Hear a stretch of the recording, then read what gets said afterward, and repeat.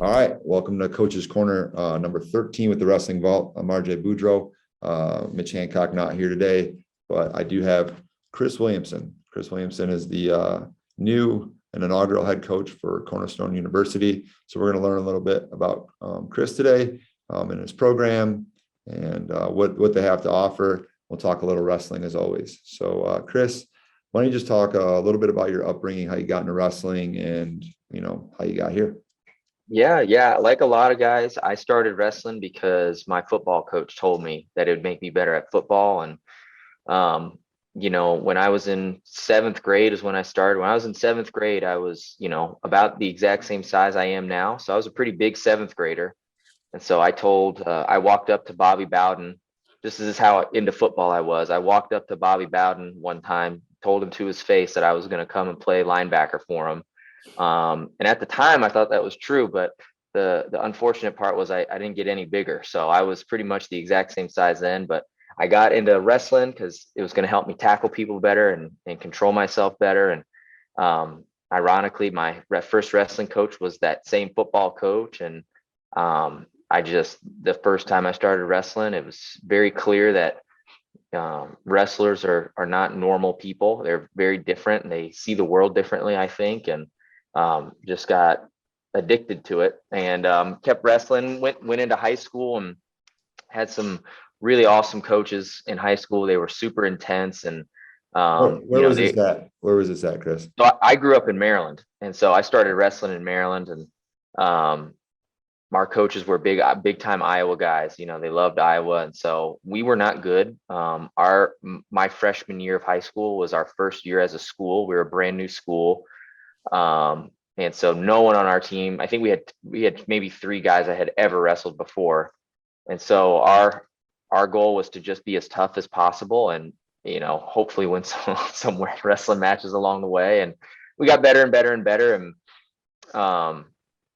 my senior year, I really thought I was the best guy in the state. And I'm kind of grateful it happened this way, but I didn't win. I was confident. It was the most confident I ever been going into a tournament. I woke up that morning and I just knew. I wasn't even worried. I knew I was going to win. It was the first time that had ever happened where I got done with weigh-ins and was relieved because I was that much closer to finally winning.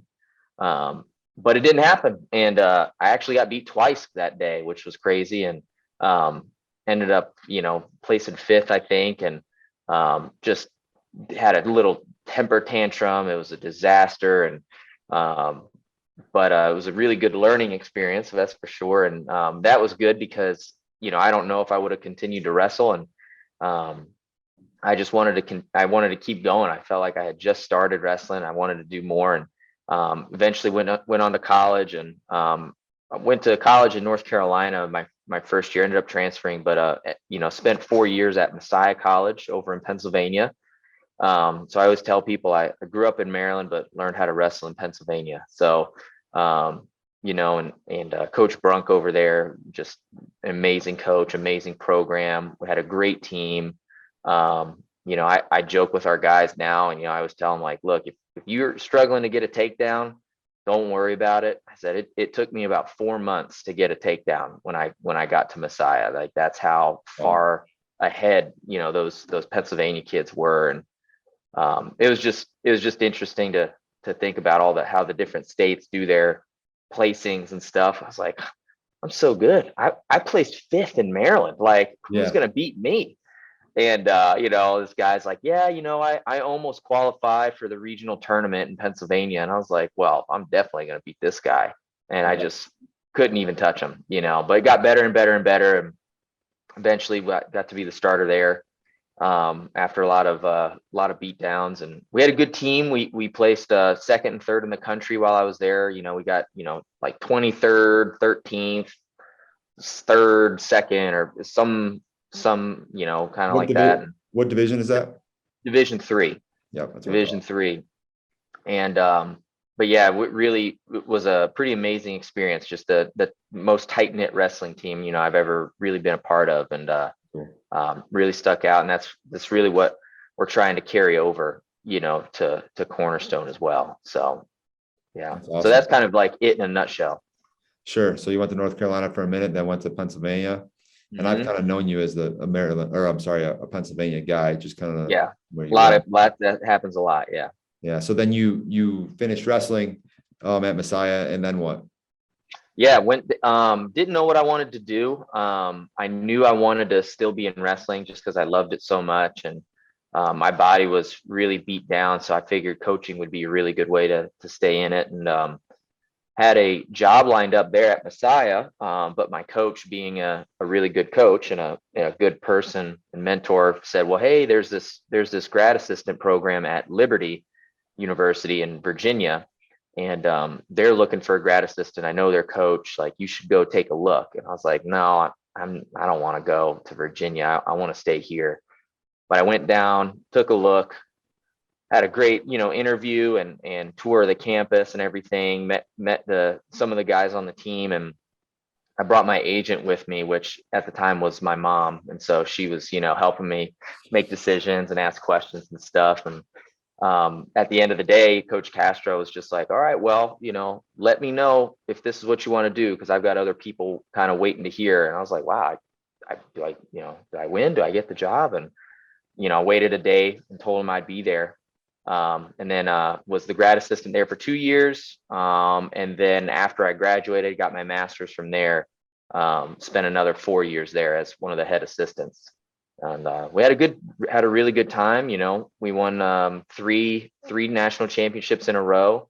I really believe it would have been four if COVID kind of didn't happen. But they're poised to hopefully win another one this year as well. And that's in Division One.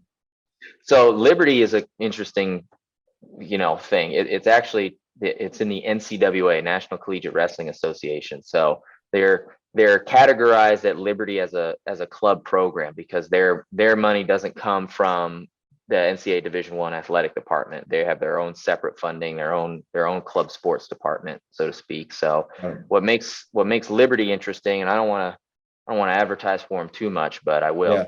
Yeah. It's honestly, it's one of the most unique programs in the country, and I don't know if there's another program like it in the country that exists the way it does.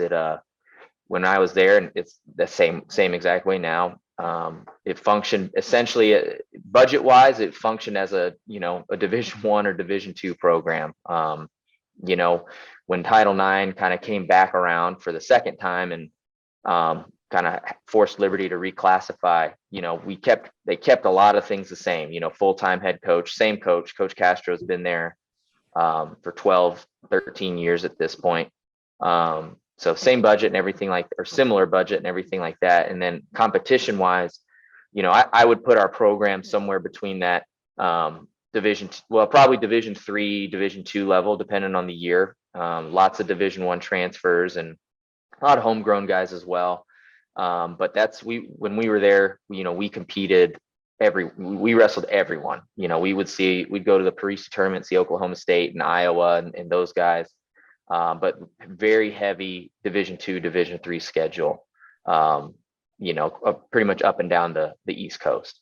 Wow. So that is unique. I mean, to have a grad assistant for a club coach, right.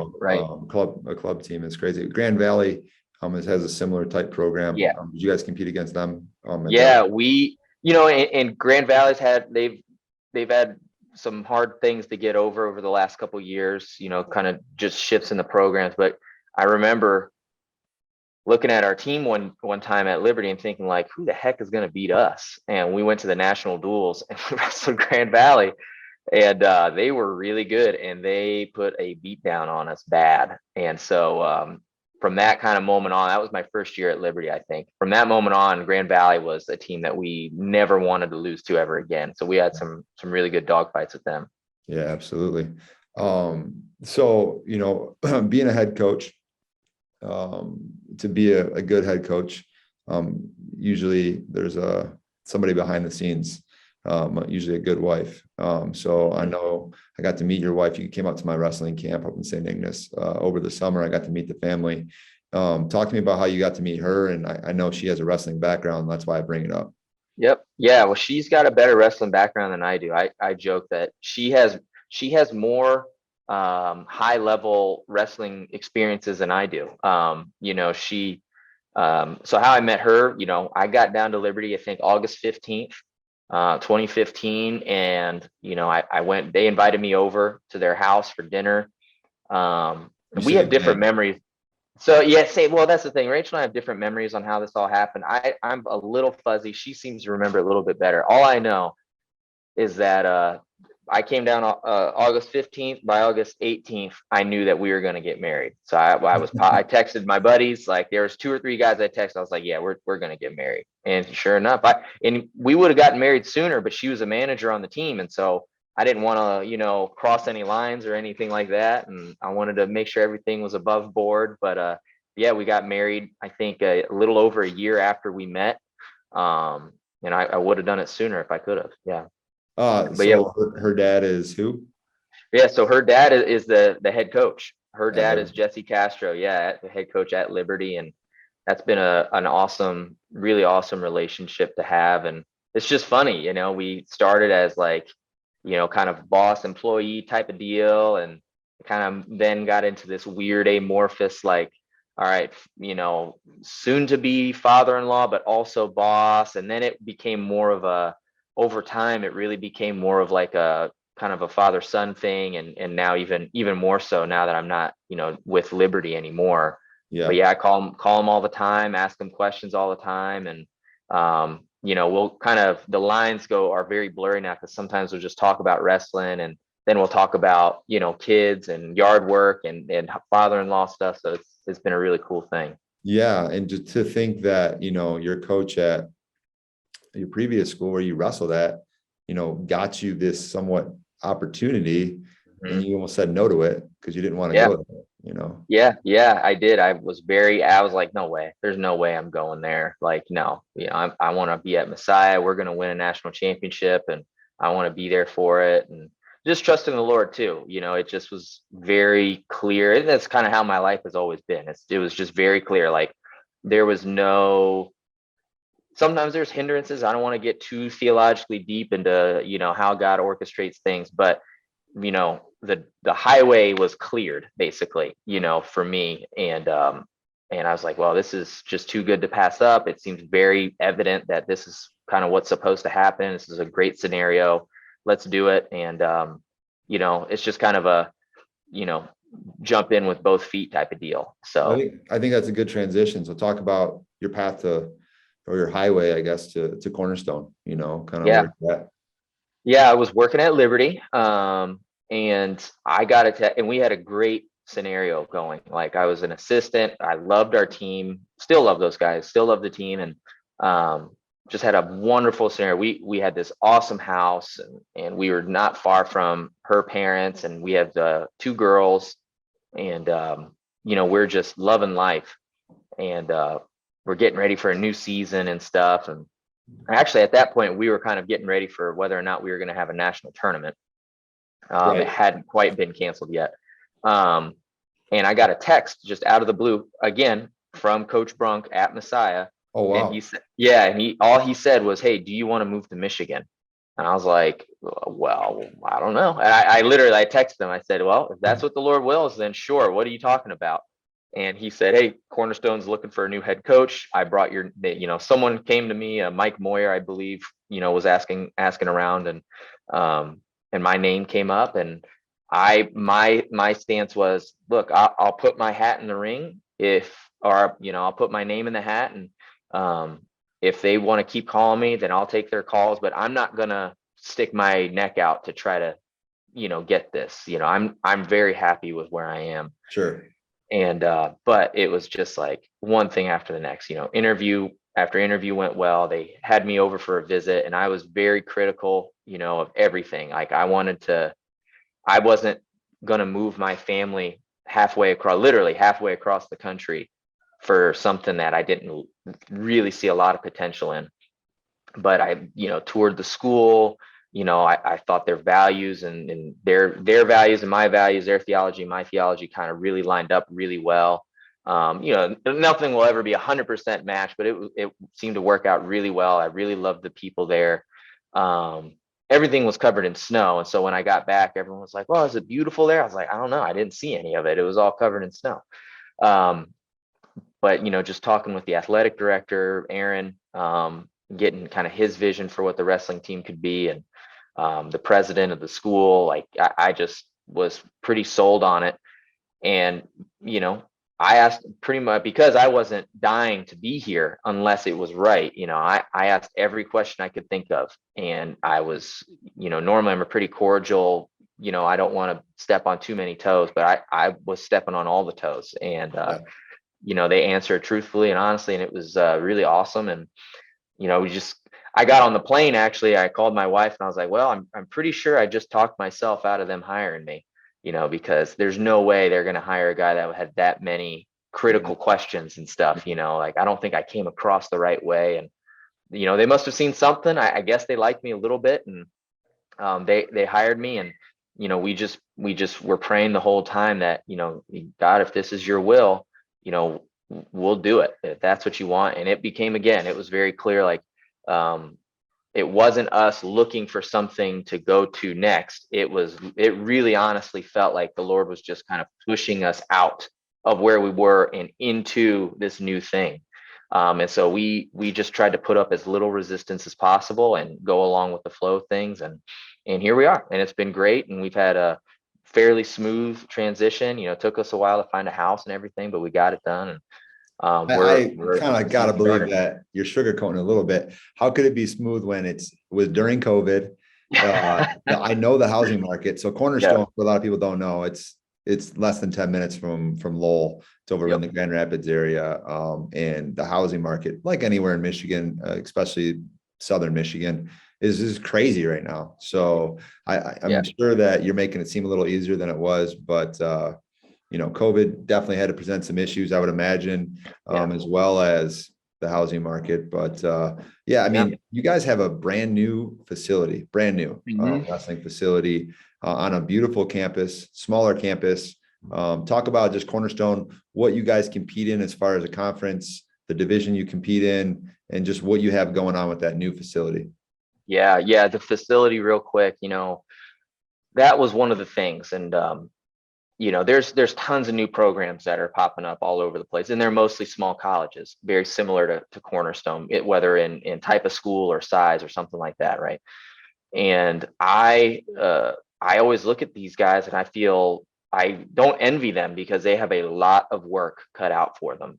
Most of them are coming from no alumni base, no anything, and so they're having to fundraise for their buildings and for their rooms, and they're literally starting from scratch. And the athletic departments, and if we're honest, it's athletic departments don't add wrestling because they love to watch wrestling. They're adding it to add enrollment to their schools. So they're trying to gain money by doing this. And so that means a lot of the times they're probably not going to be shelling out tons of money to build these extravagant wrestling rooms and buildings and all that stuff. So I knew when I was looking at Cornerstone and we had started this process, like, if they're not serious about building a room, if they're not serious about setting us up right, like, I'm not that interested. Like, I just came from a state-of-the-art room that we just built a year ago at Liberty. So I'm not ready to give that up to roll out mats in a racquetball court. Right. And more power to the guys that do that. That's wonderful. That's not what I was, interested in at the time. And so they showed the plans, and there's better than the plans that they showed me right now. It's amazing. I told some of our guys, like, we're literally 10, 15 years ahead of where most programs that start out like us are. Wow. We're the, and I don't say this to brag. I just say this to point out how fortunate we are, because we had an amazing donor, Stephen Coughlin, who kind of donated and paid for our wrestling building. But we're the only sport on campus that has its own space. The only one. Wow. The only sport. We're brand new, and I feel bad because I know that the people are jealous, and I try not to stoke their jealousy. But the track team, 14 of Cornerstone's 15 All-Americans last year were track athletes. Both national champions came from the track and field program, and they don't have their own facility yet. Right. And so we're very lucky, very fortunate to be where we are. It's pretty amazing. So we got a little over 3,000 square feet of mats, our own locker rooms, showers. we're putting in a bunch of equipment. I've got a bunch of road bikes and Bulgarian bags and all that. They're being ordered right now. So brand new building. I mean, we have our own card access. So we theoretically should have 24-hour access to the room, and we Wow. part of that donation covered competition mats. So we're not even lugging mats from room to arena or back and forth. We park our competition mats in the arena. We roll them out when we're ready to use them. It's been. I don't want our guys to think like this is normal, because it's not normal. No, It's very abnormal. yeah, not So to we're that level. super lucky. Yeah, who are you guys competing against? What's your plans? Yeah, we're NAI. We're the NAI program. We're in the WAC conference. That's Wolverine Hoosier Athletic Conference. Right now, the big dog in that conference is Indiana Tech, and they're a great team, a great program, really well coached, and so that's who we're really chasing right now. And I've told our coaches, if when we're in the conversation and we're fighting to beat Indiana Tech, that's when we're also in the conversation to win a national title.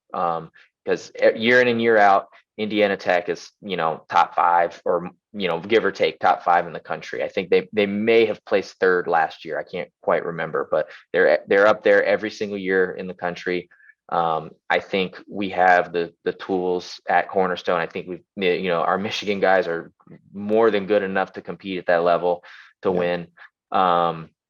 And as far as our schedule goes, one thing I loved about our time at Liberty is we did not compete just in our division. And in fact, we relished competing against Division I and high level Division II opponents, even if that meant that we'd get a little beat down, on the day, because our philosophy was, well, great. Because, we don't want to lose to Iowa, but guess what? If Michael Kemmerer beats us, chances are Michael Kemmerer is going to be the toughest guy we wrestle all year. So, when we go to the national tournament and we're wrestling, the number 1 seed, or we're in the semifinals or whatever, and we think that guy's tough, like, well, he's not as good as Michael Kemmerer, and we made it through that. So, we want to over compete and compete above our heads a little bit. So we're going to see as much Division I competition as we can, get as many high level Division II teams in there as possible. We'll wrestle everybody, anyone, anytime, anywhere.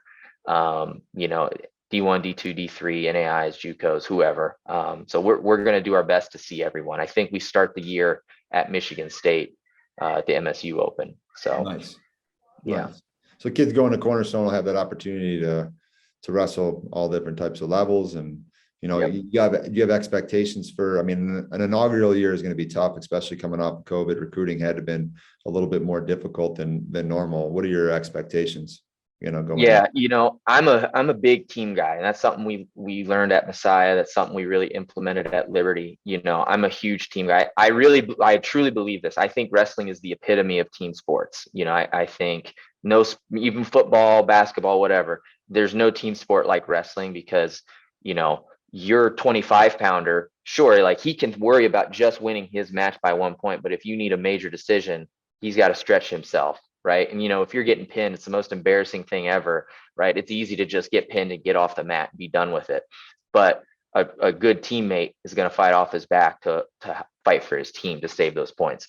That's normally my focus is we want the best team possible. We want the highest placing team possible. We want to win as many dual meets as possible. And we'll shuffle the lineup around as much as we can to do that. This year's obviously a little different. We've got 9 guys that we really like. We're very happy with our team that we have. But, the honest truth is we're just going to have to be very individual focused this year. I think it'd be silly to go and try to win every single dual meet, because it's mathematically not always going to be possible. And so we're going to be very individual focused this year and really worry about each and every guy. And we have the staff to do it. We've got Kyle Nixon, former Davenport wrestler. We got Elijah Dahl, former NAI guy out of Northwestern College. Sam Carl, who wrestled for me at Liberty, was a 2-time national champion there. Then we got Tim Lambert helping us out this year, Steve Anderson from AIA, Jeremy Miller from Greenville. So we've got no shortage of coaches. And so we're going to be able to give a lot of individual attention to our guys this year. Wow, and then that's as awesome. we build, and I didn't even have to go and find these guys. A lot of them came to me and said, hey, how can I help? What do you need me to do? And it just worked out really well. And, as we build, we'll kind of transition gradually from very team focused to very individual focused to very team focused. My goal, year 3, year 4, everything will be about team, at all times. It's awesome. It's crazy to have a coaching staff like that. You're almost 1-to-1 with coaches and wrestlers right now, which is it's very unique. I say we've got the greatest coach to wrestler ratio in the country. I don't think there's any team that can beat us. Yeah. Maybe Lowell. Yeah. We would love to compete against you guys. Yeah. Oh man, that's awesome. It's good to hear. There's good things going on. You'd love to see, love to see programs popping up, especially the ones that have backing that it doesn't seem like this is going anywhere. You're talking 3 and 4 years out. You got to love to see that. And you got to love to hear about the team mentality, because I think it's missing in a lot of places. You become so individualized, but there's a lot to be said for wrestling for something bigger than yourself, and that taking pressure off of kids and them kind of building a fraternity within the program. Right. So cool to hear that those things are going on at Cornerstone. I think, Wrestling Vault wishes you guys the best of luck and help you guys in any way, shape, or form. It's just glad to have you on and introduce you to, the community that the Wrestling Vault community is, which is largely a Michigan community, but, you're a small college in West Michigan in that Grand Rapids area. So we want the best for you guys, and it looks like they have a great leader in you and great coaching staff. So you have really anything else you want to touch on? Yeah, no, I mean, we're excited to use the whole team feature, being, like you said, we're almost 1-to-1 right now. And so, we're excited to use, kind of an individualized plan for guys where we can really focus on, and like you said, sending, practice plans to guys when they're doing their individual workouts, or sending techniques to guys to sending them a link saying, hey, before we work out at 2:00, watch this thing. And this is what we're going to look at, being able to do that's going to be really cool. And that's the language that our guys speak, that they can have it on their phone, they can have it on their computer, not in class, but outside of class, they'll, right. they're gonna eat that up. And so we're excited about that. Yeah. I mean, Chris is just speaking about some of the features within the Wrestling Vault that you guys can have. And we have a lot of different small and big colleges that are, using the Wrestling Vault, taking advantage of the techniques. Chris is on there showing technique from the bottom position. So if you guys want to check that out, some of his technique, you can, go to the Wrestling Vault with a subscription. You can see what Chris showed. So again, thank you, Chris. Best of luck. You got an upcoming season. You guys are in the heat of preseason right now with those 9 guys, and then obviously they're in class. Is there some way, if somebody wanted to get a hold of you, what's the best way for them to kind of get your information? Yeah, I mean, a really easy way is my email is super easy. It's just chris.williamson@cornerstone.edu. And then you can also just, Google Cornerstone Athletics, and search wrestling. All my information's up there. All of our coaches' information should be up there as well. But we have, Facebook and Instagram as well that we're on pretty frequently. So. And then you interested in doing, I don't want to put you on the spot like that, but it just seems like you're this type of guy. And you've contacted me about just kind of getting out there, coaches that want to put camps on or do things like that. Is that something Cornerstone's interested in doing? Yeah, absolutely. We're both, team camps, individual camps, and we're hoping this summer to have some really good faith-based camps as well, get some good clinicians in there. So yeah, I told a couple of coaches this year, we really want to be an asset to the West Michigan wrestling community. And so really, we've got a lot of things going for us, and we want to be able to share some of that with our people around us. And I can't say yes to every single thing, but I try to. And my poor assistant athletic director kind of probably is annoyed with me with how many times I'm begging him to help us do this event. So, what this thing after another thing. So it never hurts to ask. We're open for almost anything. Yeah, just to give you an example, I'm one of those guys that asked. We're going to host our conference, one of our conference events at Cornerstone with a beautiful new facility. We thought it'd be a good opportunity to kind of get in front of the Cornerstone coaches and them get the Cornerstone coaches in front of some wrestlers. So, I called, you answered, and it happened. So it's pretty cool. Yeah, it was good. It was a good time. So yeah, we're excited. We're hoping to put on a good show. So it'll be good. Yeah, no, you will. You will. So, all right, man, that's it for us. So, good luck with the season, and I'm sure we'll be talking again. Cool. Thank you, Coach. I appreciate it. Thanks for having me.